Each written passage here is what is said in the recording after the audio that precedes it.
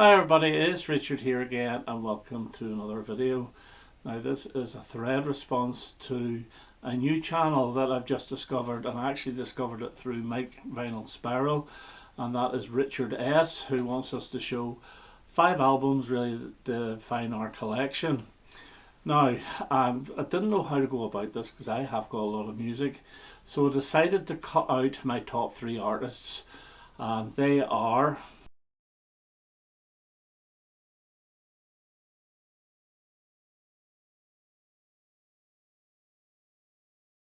and those are going from 3 to 1. So I've also split this into 5 groups. One is 60s, one is glam rock, one is new wave, British new wave, because it's slightly different to American new wave, one is synth pop, and then one is 21st century. So we'll start off with the 60s, and the one I've actually picked is this here, Simon and Garfunkel's Sounds of Silence. Now this is like their folk rock album really. There is acoustic guitar in quite a few songs, but there's a lot of band work in this, and I think it works really well. This was around 1966, and this is around the time that Bob Dylan was having Blonde on Blonde and so forth. But you get fantastic tracks like the Sounds of Silence. Now I know it's the original recording with extra instrumentation added, but I do prefer this version.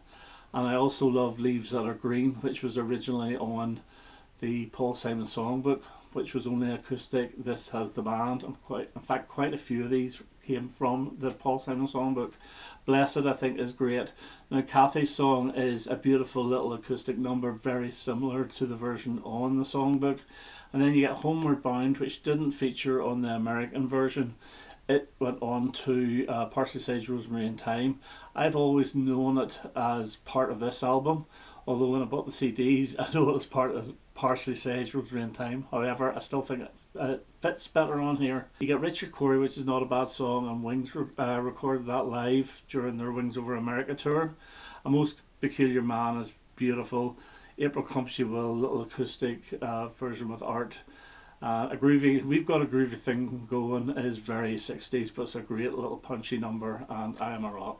An absolutely superb album and a good representation of the music I like from the 60s.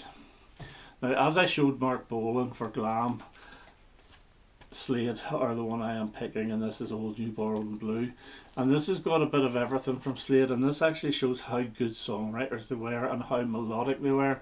Now it does open up with a cover version, Just Want a Little Bit, which is the weakest track on the album. It's a poor opener and you think, oh god, is it all going to be like this? But no. It then goes into When the Lights Are Out, which should have been a single, with Jim Lee singing rather than Noddy Holder. Brilliant. My Town was originally the B-side of My Friend Stan, but it's a great number. And then you get the barroom piano sound of Find Yourself a Rainbow. Fantastic. And then one of their top 3 songs of all time is Miles Out to Sea. Absolutely wonderful, very melodic. But you also get the heaviness of We're Really Going to Raise the Roof. Pure Slade stomper, as is Do We Still Do It.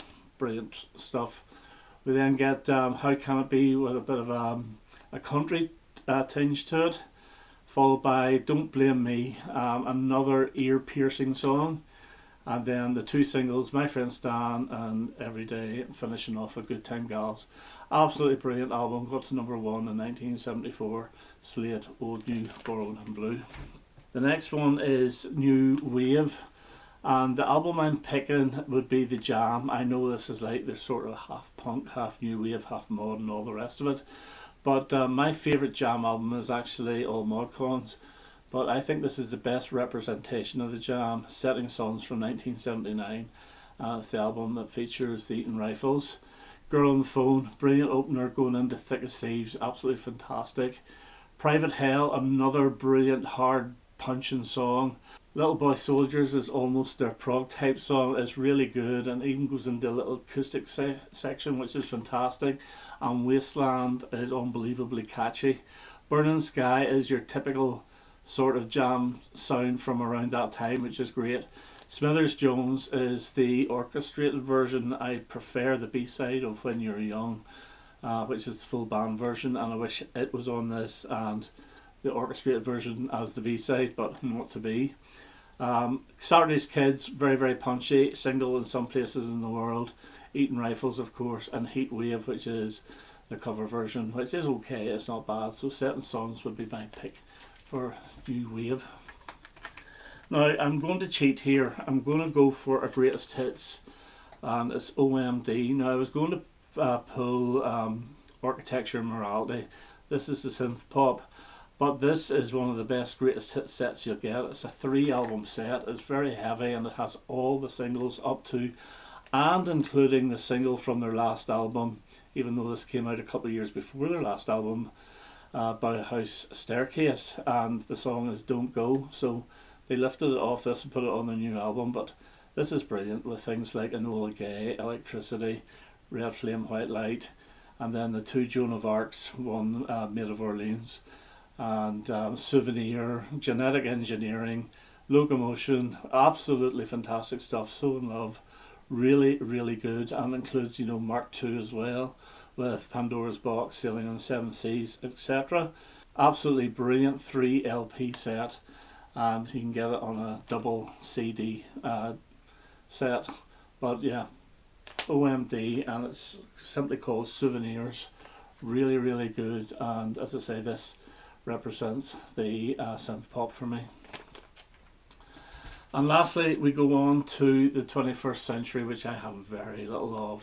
You know, I am in a bubble. From 1965 to 1989 is my period, and if you want to be even more specific, from about 1973 to 1983.